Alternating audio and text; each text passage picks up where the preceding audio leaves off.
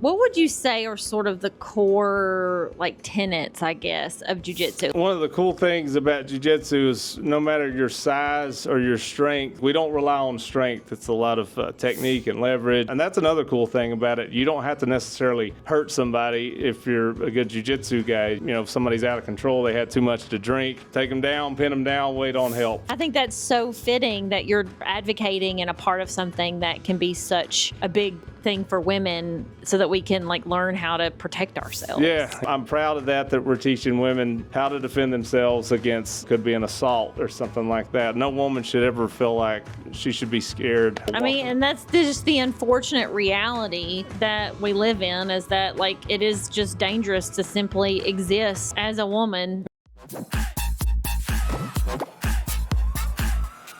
Hello, welcome to the podcast. My name is Sarah Lorraine. I am a creative entrepreneur, photographer, lots of hats that I wear in the Chattanooga area. This is the UnNicheable podcast, where we talk about what it's like to be a business owner in Chattanooga and entrepreneurship. I have a very special guest and friend on the podcast today.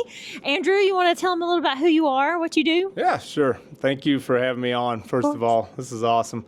Friends with Sarah, known her for quite a while. We work together, full-time pharmacist. I've been at the hospital since 2008. When did you start? 2010? 2010. Yeah, that's right. So we've known each other a hot minute now, but then we've kind of ventured out and done some things on the side here. So anyway, I'm a co-owner of a jiu-jitsu school in Ooltewah with some friends of mine and my coach, Michael Lander. Go ahead and throw his name out there. It's Ooltewah Jiu-Jitsu Academy. We're at 6711 Mountain View Road. I just signed on as a co-owner this past December, so it's pretty exciting. I've done jiu-jitsu since 2016, something I'm very passionate about. It means a lot to me. It's part of my life. It's not just what I would say is a hobby. It means everything to me. It's huge. So this is it's a labor of love doing what I do. I didn't get into it to get rich or something. I got into it because I love my school. I filled in coaching for quite a while, helping my coach out and friends at the school, and I just thought it'd be cool if I fully bought in. And so we do women's classes, we have kids classes, we have adult classes. We just have a good time there. It's a family style environment, I would say. Everybody's really close. I go on trips with those guys. I'm really proud of where the school's at these days. So when I first heard that you were into jiu-jitsu and then that you had bought into a jiu-jitsu school, I felt like that was so random. Yeah. It was that's so, but I guess a lot of people thought that about me with photography. Yeah. That that's so random. Why would you start a business if you already have a job? Yeah. Yeah, exactly. But it's awesome. I'm really happy I did it. I know you're passionate about your work. You have been for a long time, and it's something that just means the world to me. I love coaching. I've started coaching the kids' classes a lot, and that can be challenging at times. We call it herding sheep some days because, especially if you're way outnumbered. But I love it, though, teaching those kids. And if I can help some of them become bully-proof and be more confident in themselves, to realize they don't have to, be bullied. The world's a tough place. Bad things happen to good people. No matter how good of a person you are, if you try to avoid conflict, evil can find you. I guess I should say that. Yeah. Bad stuff always happens to good people, and I think you need to know how to defend yourself and have confidence in yourself. No matter what, and I think we build that with these kids, and we build it with young women that come in there. We build it with guys like me that I didn't really have an athletic background. I loved martial arts growing up, and I did a little bit in high school and in college, but I never did grappling and things like this and wrestling. And I went in there just, kind of at the bottom and just worked my way up. So we just want to know, or we just want to tell people that, when you come in, you don't have to be like a trained MMA fighter or something like that. We're not, we don't have like an octagon in the school. We're not killing each other and stuff like that. We cater to families. We cater to the working man and woman, people that just want to know how to defend themselves and train well and get more confident in themselves. And it's good. It's a good workout too. It gets you in shape. If you want to get in better shape, it's a good way to do that. It's a good way to defend yourself. It's just fun. I love that. Yeah.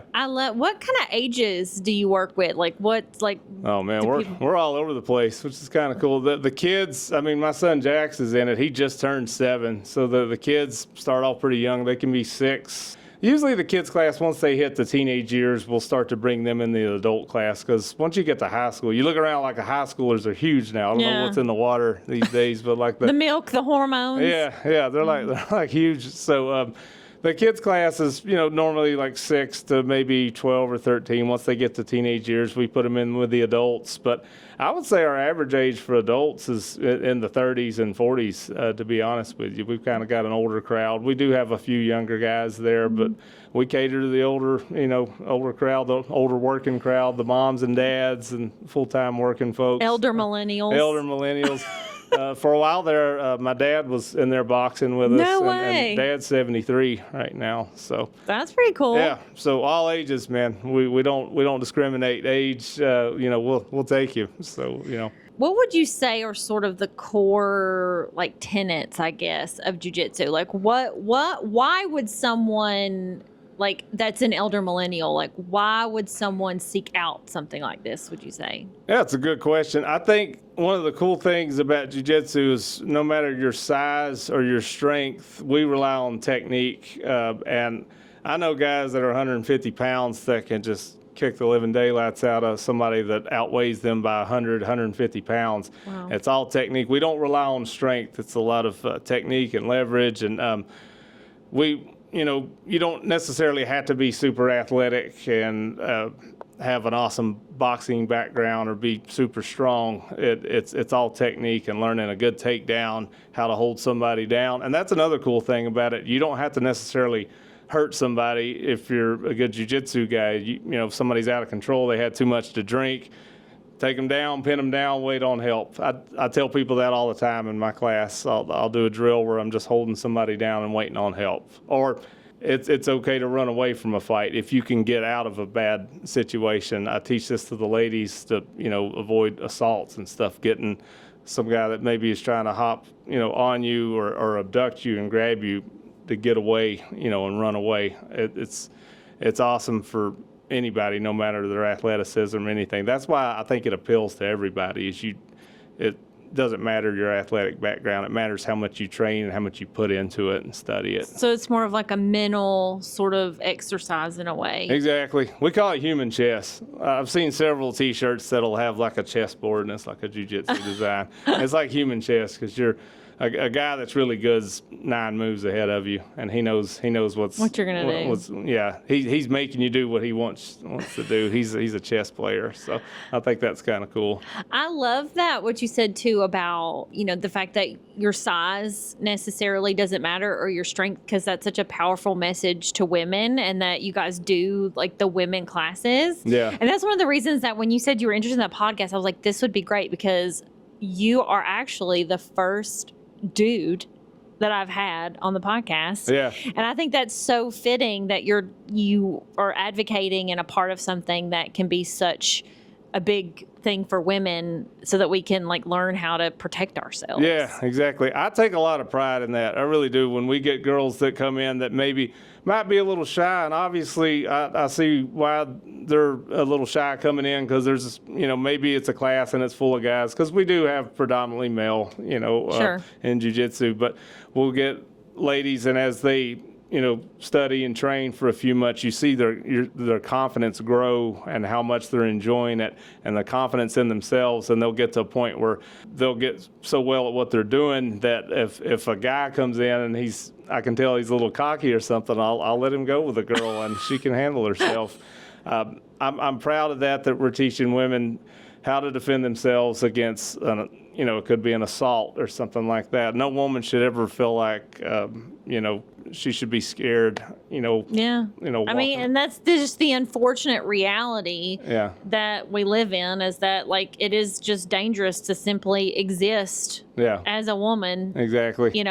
Even in our own city sometimes. Like I don't know any women that haven't ever felt unsafe at one point or another, like whether it's walking to their car or coming home, like just walking through their front yard to go to their front door, and there's somebody walking on the street or like their apartment, or like in any manner of situations, like we've all felt unsafe at one point or another. And so having some sort of skill or something that you can like rely on mentally to sort of just check into. Yeah, exactly. It's gotta, like you said, confidence. I love what you said too about confidence, like that you can handle yourself. And maybe not just even in a dangerous situation. I bet you see women coming in that their confidence in a lot of areas grows. It's like, don't talk to me like that. Exactly. I love seeing that they have this self-esteem that is just blown through the roof, because they're like, I can handle myself on the mat with guys, so don't think in the workplace you can talk to me like that. Absolutely. It's pretty cool.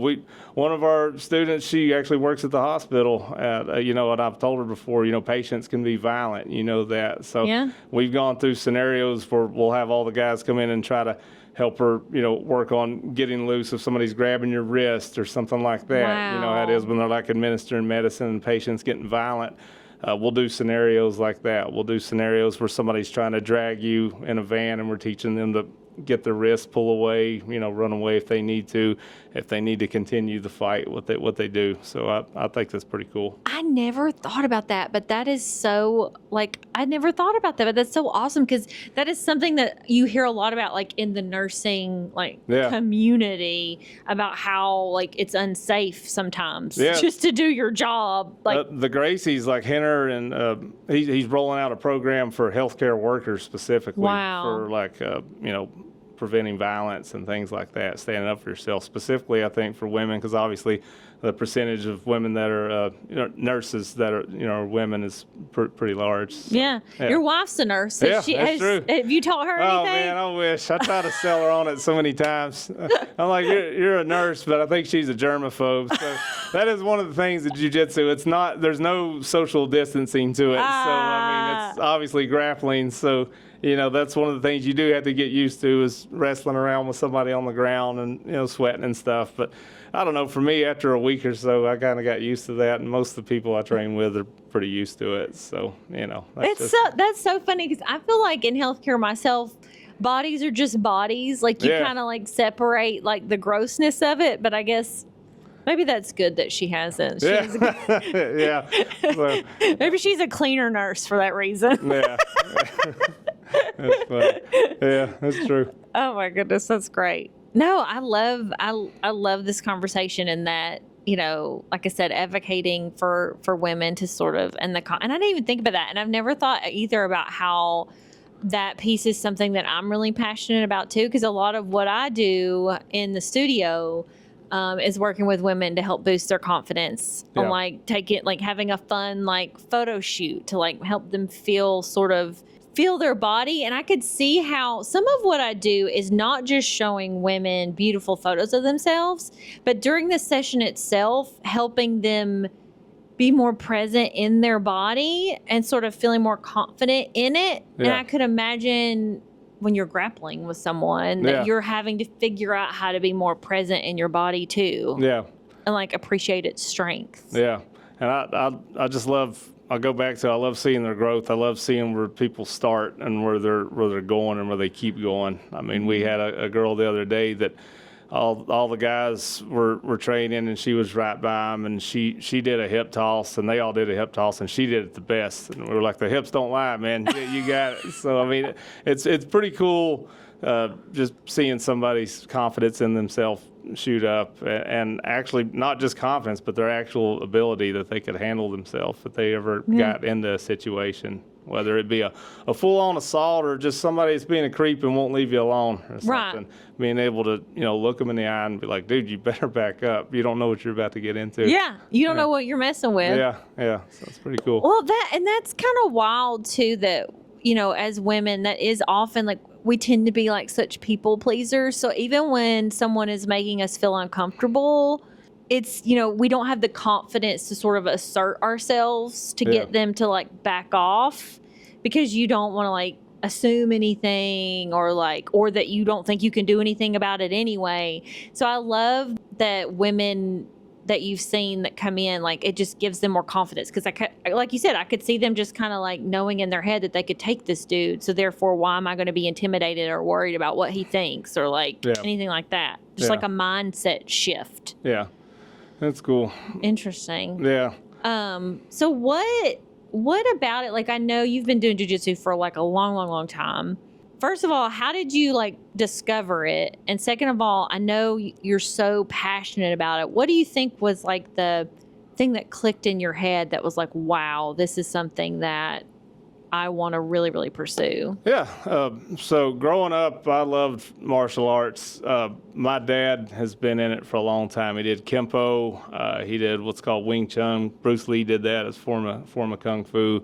He did a little bit of Tai Chi, a little bit of boxing, and growing up watching him hit like a big wooden dummy that he still has to this day downstairs, I thought that was the coolest thing in the world. And I did a little bit of it as a kid, but as a kid, I didn't have the discipline I do now. If somebody criticized me, it like hurt my feelings. Like if you told me you're not doing that right, I took that personal. It'd be like at work, it'd be like, Angel, you did that wrong. You're not being mean to me. You're trying to help me out. You're like, I don't want you to do that wrong again. You're going to hurt somebody, you know.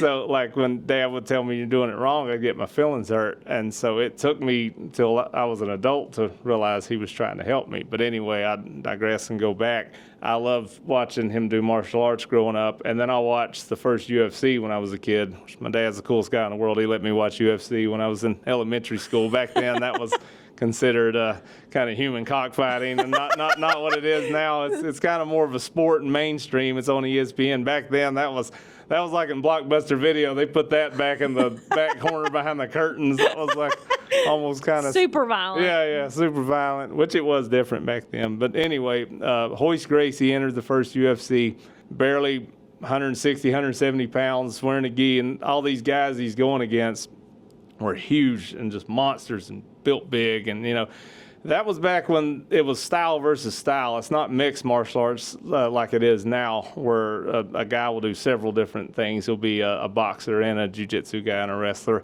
Back then it'd be like sumo wrestler versus jiu-jitsu, or catch wrestling versus this guy, or kung fu versus this guy. And I see this little 170-pound guy go in there and just choke people out, just no big deal. Like he's just running through people. And back then, it was what was called Grand Prix style. You would have 3 or 4 fights in a night, which is crazy, because now you'll have 1 or 2 fights a year, especially the big fighters, or maybe more than that. But anyway, I just thought that was the coolest thing I'd ever seen.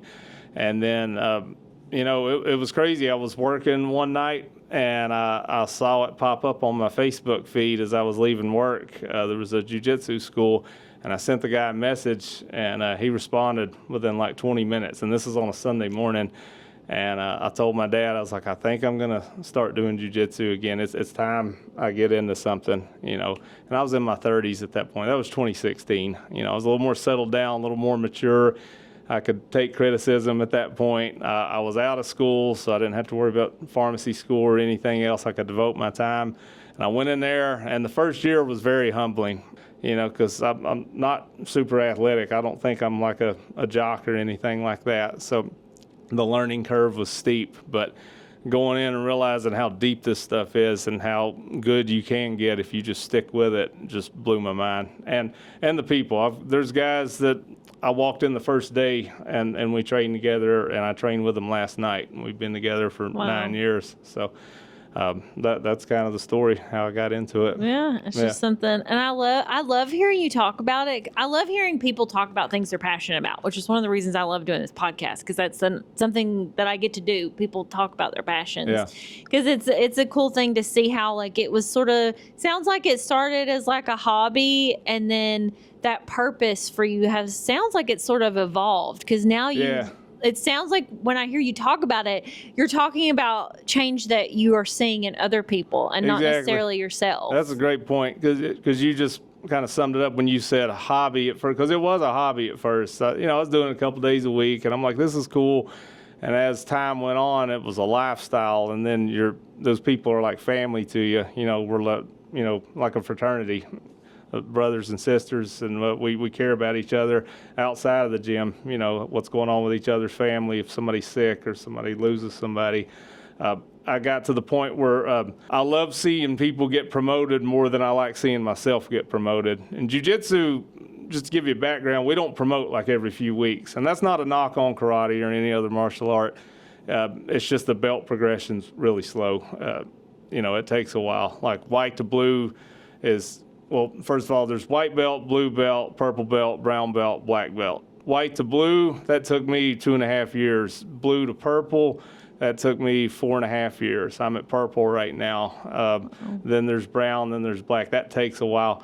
Seeing people get promoted just thrills me to death. It thrills me more than like me getting promoted. Like we've got a promotion this Saturday, so I've got to work all Friday night, and then I'm going to go there Saturday morning. Everybody's like, you're nuts, dude. You're up all night, and then you're going there. And I'm like, I'm not missing this, dude. These are people I've invested and I've trained with, and I've seen them grow, and now they're giving me hell on the mats, which is awesome, because iron sharpens iron. Like, if we go together and you get tougher, that makes me get tougher, and vice versa. We're like bouncing off of each other. If you're constantly beating the hell out of me, or I'm just constantly beating the hell out of you, and one of them's not growing, that's not good growth. But when you're helping lift them up and they get better and you get better, it's awesome. It makes everybody better. It makes the school better. So that's why I love seeing people grow and get better. I feel like that's such a metaphor for like so many things. Yeah. Like in life. Yeah. There's just so many examples of like having people in your life that challenge you and push you to get to where you want to go, whatever that goal is. Yeah, like even at work, remember Bev back when I worked with Bev on the week, like an icon. Yeah. She was like one of the hardest, maybe the hardest worker. She was getting there 2 hours early, not getting paid for it, but just, getting there because she cared about her job. And when you worked with her, that like picked you up. You're like, dude, she's stepping her game up. I better step my game up. So yes. You can take that analogy from the workplace and put it in jiu-jitsu. Like, man, that guy's getting good, dude. I better step up or he's going to be kicking the crap out of me. It's friendly rivalries, though. Like one of my best friends, Eric Mathis, we've gotten promoted at the same time for each of our belts. Mm-hmm. And I love that guy. It's my brother. It's a fun rivalry because we will be laughing at each other. People think we're nuts. We'll be like rolling on the ground, like, I'm going to get you, dude. And we're like teasing each other, and he'll get me, and we'll be cussing each other out in a fun way, like you SOB. I can't believe you got that. But it's a fun rivalry. It's not like a hate rivalry, if that makes sense. Yeah. You're trying to make each other better. It's like, he got me with that. I gotta get ready for that next time, or I'm gonna get him with this next time. So it's kind of cool. It seems like such a healthy way to get out some of that sort of testosterone, masculine energy that could go toxic. Yeah, it's a good way to get your aggressions out and stuff. Yeah. I would say. I mean, it's funny. You'll go down. Maybe I'm just using this example. Maybe you're in Nashville and you're on Broadway. How many drunk people like ready to fight? Like they've had a few beers. Like, God, I just want to get in a fight. I never have that because I'm training 3 days a week. I get that out for 30 minutes, dude. Like when we're done rolling, I'm like, dude, I'm ready for some tacos, or I just want to chill, or we're like laughing and joking. If you ever watch after a sparring session, it's the funniest thing because people are laughing, they're giving each other crap. It's like a fun, wholesome atmosphere, which you just simulated murder for 30 minutes. It's kind of funny. Simulated murder. Yeah, that's what we call it, simulated murder. That's a joke there. We're really not trying to kill each other, but please come. Yeah, simulate murder. Yeah, simulate killing each other. Basically, the format, though, is for our class to kind of explain it. Say we've got an hour-long class, or an hour and a half. We'll get in there, we'll warm up a little bit, maybe do some stretching. I like to get in before class and stretch a little bit, work out. Then we'll do technique. We'll show each other some moves for maybe an hour. Coach will take us through some stuff. And then after that, we'll go usually 5-minute rounds, sometimes 10-minute rounds if we're feeling really, really squirrely. And, and we'll go for 30 to 45 minutes, and you'll go with different partners, 5 minutes. If you tap that person out, then you'll just reset and just keep going. But we take care of each other, though. We're not trying to, when I say choke each other out, we're not trying to, no one's trying to hurt anybody. Nobody's trying to hurt anybody. And if you're smart, if they catch you in something, in a submission, you just tap or say tap, and then you reset, and it's okay. Yeah. It's not like getting kicked in the head and getting knocked out. That's a little different. Some of these guys that are really hardcore, maybe your Muay Thai or kickboxers that are really going after each other really hard, that they might hurt each other a little more.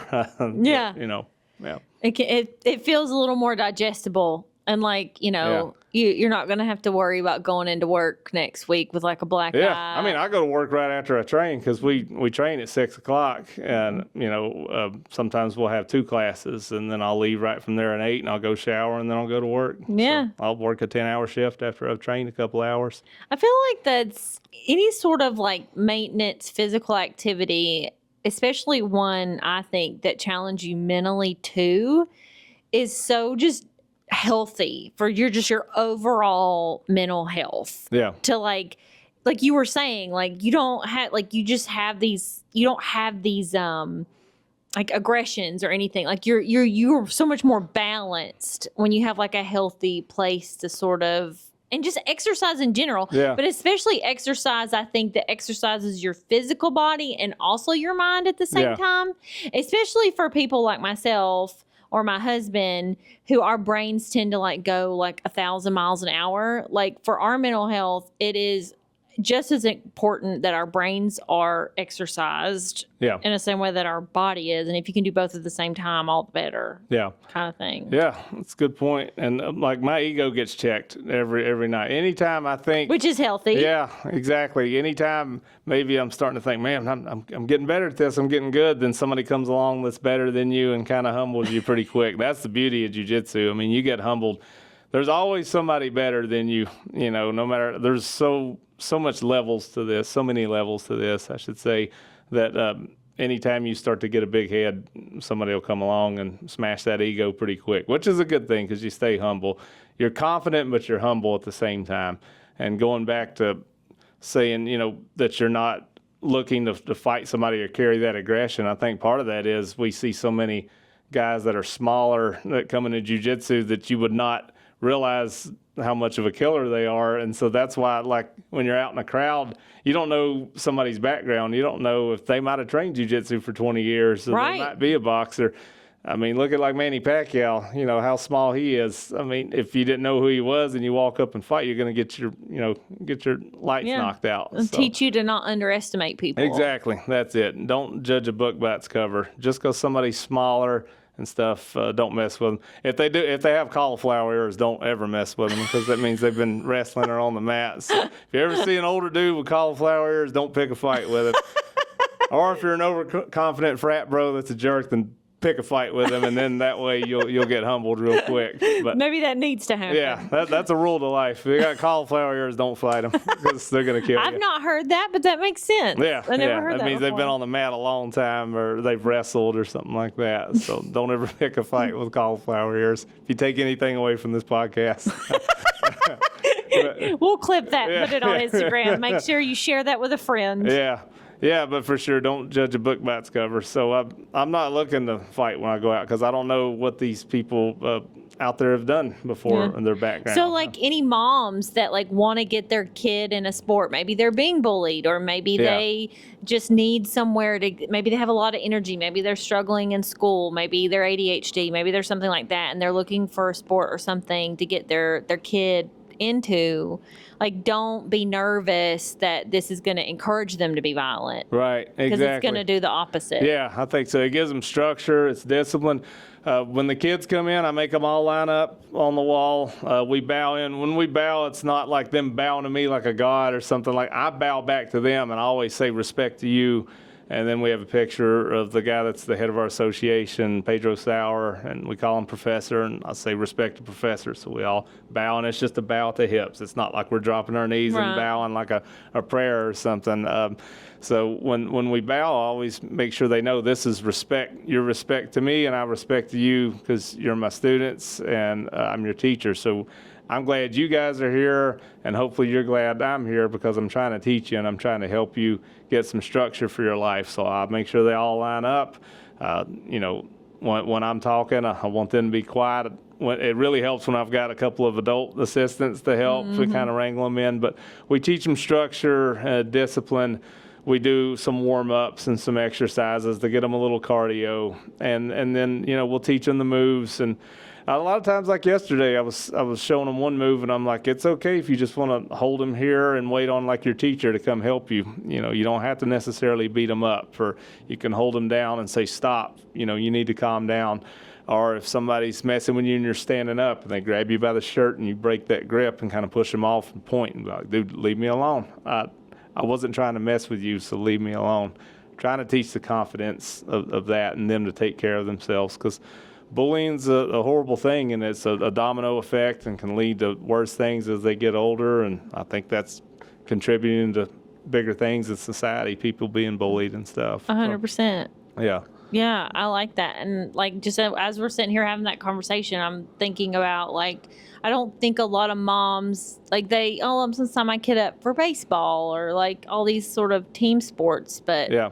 I feel like this actually probably has more things to teach kids, especially a kid maybe that needs to get some energy, like in a big kids, way out. Yeah, they need to get the energy out. And sometimes if they get to class early, I'll let them run around, get a little energy out, and then I'll wear them out in 45 minutes. So I'm going to work them. So they'll have a good bedtime. Yeah. Bedtime will be easy to enforce. Yeah. And I'll let them play like dodgeball if they're really good in class for the last 5 minutes. It's like a 45-minute class, but it's good. It teaches the kids a lot of discipline, and I think they can do it in addition to sports. It's not a either or kind of thing. It's a symbiotic relationship. It teaches them to be a better person, hopefully a better teammate if they're playing baseball or something like that. And during the off season, they can come more. But we usually do like 2 days a week with the kids, so it's pretty cool. I think it's rewarding. Yeah. Yeah. So tell me a little bit about your experience transitioning from someone who, like, was just taking classes and like going to the school, and then now like coaching and teaching, and then now being part owner. Yeah, it's definitely busy, as you know, being doing stuff besides just pharmacy. I work full time, so I work night shift at the hospital. So I'll wake up and then I'll get to the gym, and it'll be a busy day. But it was definitely different, because when I was a student, I would just go 2 or 3 days a week, and which I am still a student. I should rephrase that, but I'll always be a student. But when I wasn't owner, I guess I didn't have that responsibility like I do now. But I feel very responsible for the school, and I'm co-owner, so it's something that means a lot to me. It's something I'm invested in. Advertising, getting us out there, and then just word of mouth, letting people know that we're doing good things there and stuff. So It's definitely taken some time, for sure. I'm busier than I was 6 months ago, for sure, but that's okay.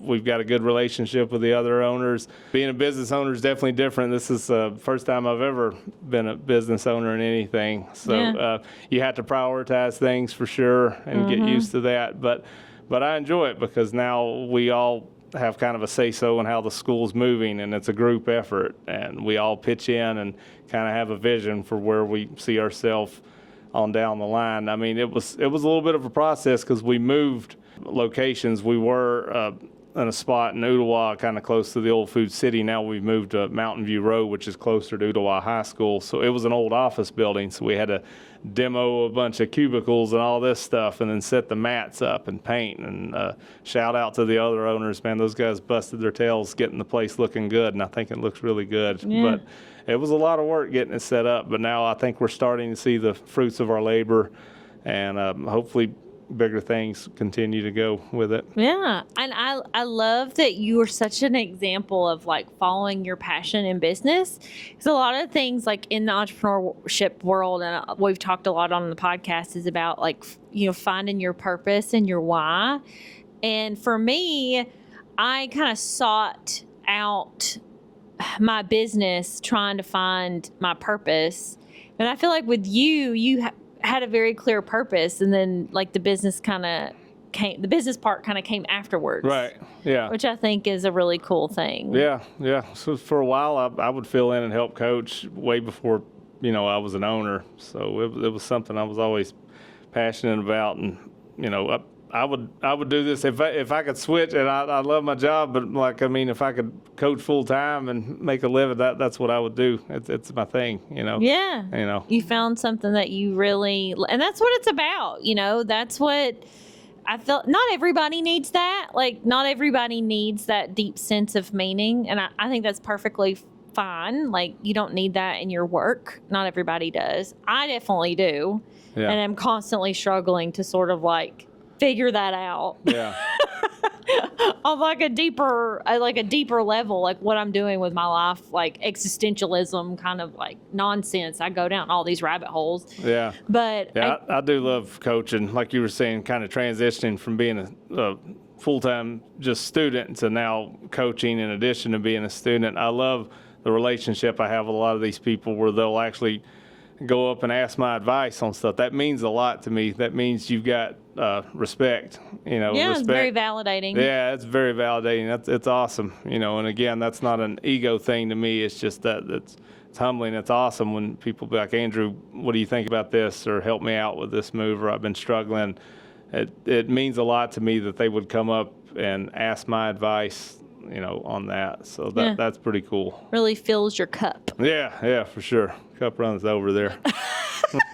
Pretty cool. Back to saying we appealed at all different age groups. We all also appeal to like whatever your work schedule is. We do 6 a.m. classes on Monday, Wednesday, Friday for the early birds, which I'm a night owl. You will not see me if you're there at 6 a.m. I'm looking right in the camera. If you get there at 6 a.m., I will probably not be there. I'm a night owl. So if you want to avoid Andrew. If you want to avoid me, if you don't like me, that's cool. Go to the 6 a.m. class. But we have 6 a.m. classes Monday, Wednesday, Friday. The other days of the week, on Mondays and Wednesdays, we have the kids class at 5 o'clock, 5 to 5:45. We just do 45 minutes. It's hard to keep the kids' attention span past that, which I get. They've been in school all day. It's been a long day. But 5 to 5:45 is the kids' class. Then usually 6 to 6:45 on Mondays and Wednesdays, we'll do like a fundamentals class for especially beginning folks, and then a more of an intermediate class from 6:45 to 7:30. And then from 7:30 to 8 or whenever we call it rolling. That's our definition for sparring, if you will, where we'll put 5-minute rounds. And it's not striking, it's grappling. Tuesdays and Thursdays, starting at 6 o'clock, we'll do regular jiu-jitsu class from 6 to 6:45 in the gi. 6:45 to 7:30 will just be rolling. So 45 minutes. That's if you want some cardio, come in at 6:45 and roll for 45 minutes. I guarantee you, if you didn't get cardio, it's your own fault. So, if you're not moving your butt and sweating, it's your own fault. So 45 minutes there, and then from 7:30 to 8:15, we do what's called no gi, which is we take the gi. The gi is your outfit you wear. You've probably seen it in different martial arts, kind of like a jacket. We take that off and we wear like rash guards and shorts because that teaches you to wrestle with somebody. Say you're on a beach and you get in an encounter with somebody, you can't rely on gripping a sleeve, and maybe you're slick and stuff. So no gi kind of teaches you that and teaches you a little more wrestling. So we'll do that from 7:30 to 8:15, and then we have a Saturday morning class from 9 to 11. So quick plug there on our class schedule. Class schedule. So what is it like? What does enrollment look like? Do people like can come for just like a class, or is there like a monthly thing, or you buy so many classes? What does that look like? Yeah, thanks for asking that. I'm glad you brought that up. I was about to forget.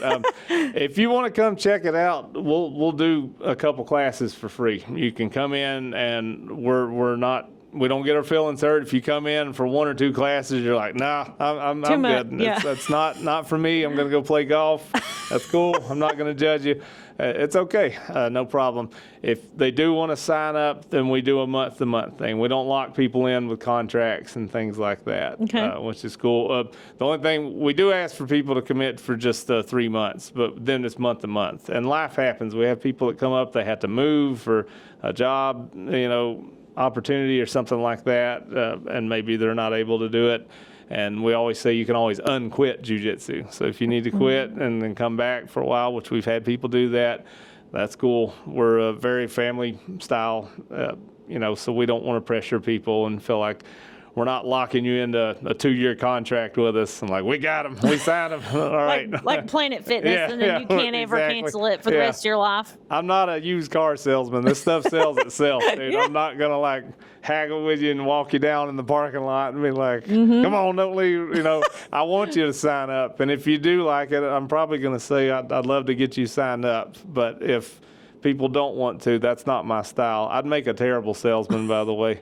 Like if somebody said, I don't want to buy this truck, I'd be like, all right, sweet, see you. I'd probably get fired within a week. Moving on to the next. Yeah, moving on to the next one. But I think this stuff sells itself, and people really like it. I think that's just a testament to sales, honestly, because agree, I hate like a sleazy salesperson. Like no matter how you slice it, no matter the business.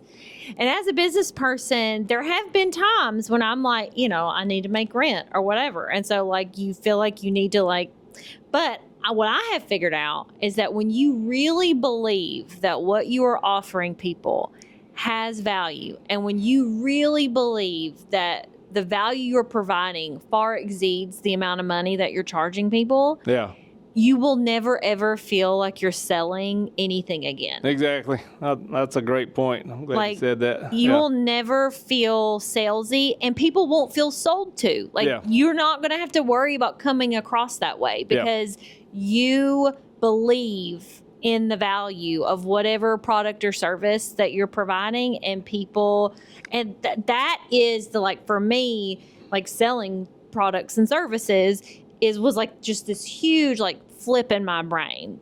But I actually had the part of what helped me with that was I had a mentor say to me, do you think you're a great photographer? And I was like, I mean, because me, I'm not a boastful, overly confident, cocky person. In fact, I struggle a lot with self-esteem. So I was like, yeah, I mean, I think I'm good. I think I serve my clients well, and my clients are happy with what I provide to them. But I mean, I wouldn't say that I'm going to win any awards or anything like that. And he's like, well, how much do you charge?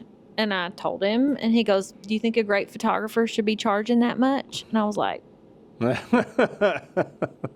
I was like, well, I guess I do think I'm a great photographer then. That's just such sometimes in business, that's how you have to think about things. And that comes so naturally for you because you really believe in what you're doing and what you're providing and what jiu-jitsu can provide for people. Yeah, exactly. That's a good point, because if you're a sleazy salesman just trying to sell a junk car, then you don't believe in what you're selling. You're just trying to offload that and get some money real quick. I'm not trying to do that. I'm trying to make our community better and make people stronger. I'm not in this to get rich. If you're in jiu-jitsu to get rich, then you might be waiting a while. Pretty sure the Gracies aren't even that rich. So, I believe in what we're selling for sure. And the format going back, it's unlimited. When you sign up for classes, we don't charge per class. It's just per the month, so you can train as much as you want. So cool. I like that too. Sort of kind of that makes it easier. You don't have to feel like the pressure. Yeah, for sure. I hate trying to be a salesman with people, but for sure, if you come in and you really dig it, then that's awesome. Yeah. Come. Yeah. I love that. Sure. What's been the most, so since you have become an owner, what's been the most challenging part of now being a business owner for the first time? I think the first few months were the toughest when we had the move and getting things set up, and then really getting our name out there, because like we were just saying, I know the product's awesome. I know what we got, and it's great. I love our school. I'm very confident in what we teach. Our association's awesome. It's a very reputable organization because it's nationwide. It's huge. I went to Brazil a couple of years ago. It was a big thing. I mean, there's people all around the world that train in this. So I know what it's about. I think the most challenging part is getting our name out there, which I thank you so much for letting me on here. Anything I can do to get our name out there, I think that's the most challenging part. And we're looking into maybe advertising, branching out a little more. But just getting our product out there, that could be the toughest part. And I think that's the most challenging part so far. Marketing. Marketing is, I think, probably for most business owners, one of the more challenging. Yeah. Because it doesn't, when you start a business, you own a business, you want to do your business. Yeah. You want to coach kids. Yeah. You want to do jiu-jitsu. I want to take photographs. So you want to do that thing that you love, that you wanted to get in the business of. You don't want to do the marketing and sales. You don't, that's not what you want to do. You don't want to be a content creator and a networking extraordinaire and all of those things that are quote marketing. That piece of it stinks. Yeah. It's hard for most of us, I think. Yeah. Unless you're in the business of marketing. Yeah. Yeah. So that can be the toughest part, I think, just getting our name out there. Mm-hmm. But hopefully word of mouth, people realize we're good folks, and they'll come train with us and realize it's a good family atmosphere, and they'll see how much it means to me and how much it means to other people, and hopefully it's contagious. But I think just getting our name out there. Yeah. Yeah, for sure. Well, this has been super fun. Cool. Yeah, I had a good time. I've loved getting to know this side of you, because we said, Andrew and I have known each other for a long, long time. Yeah. And seeing you kind of come into your own as in this and everything, this has been really cool. Yeah. I love it. Appreciate you having me on here. Yeah. So, it was fun. I just want to get our name out there. I've probably said that 10 times now, but the name needs to be out. The name needs to be out there. Let the name out. But yeah. And to that end, we will have all of the information. If you're interested at all, in the description, we'll have all the information how you get in touch with the school, with Andrew, and get signed up for some classes. Yeah, for sure. And just I guess in closing, I just want to tell anybody that comes in, we're welcoming to anybody. I mean, we don't discriminate against anybody. That's the beautiful thing in jiu-jitsu. There's people from all different walks of life in there, everybody with different backgrounds and stuff, no matter what your athletic background, your age. We're happy to have everybody there. We want to build stronger, more confident folks. If you're a parent and you're worried about your kid being bullied, we totally encourage you to bring them in. I'll work with them. I'll take time with them. I want to see their confidence grow. If you're a woman out there that doesn't feel safe and you want to get more confidence and you want to be stronger physically and mentally, we're there.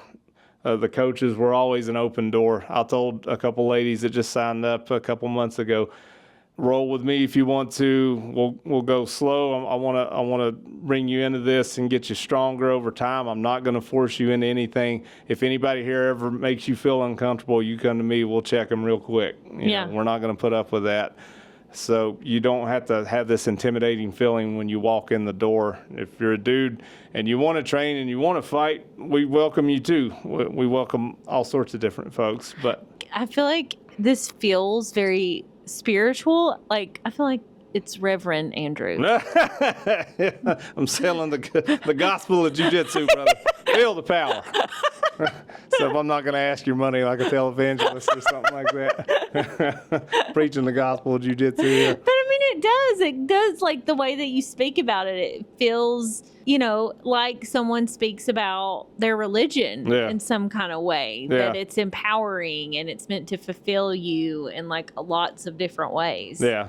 Which is really cool. Yeah. And the community, the sense of community that you seem to have within the school as well, which is a big part of church. Yeah. Yeah. Cool. I love it. All right. Well, thank you so much. Of course. Thanks for coming. Thanks for watching the podcast, you guys. Again, you will see all of Andrew's information in the description. Let us know in the comments if you have any questions or comments or anything. We always love to hear from you. And we will see you in the next video podcast. Thank you. Bye.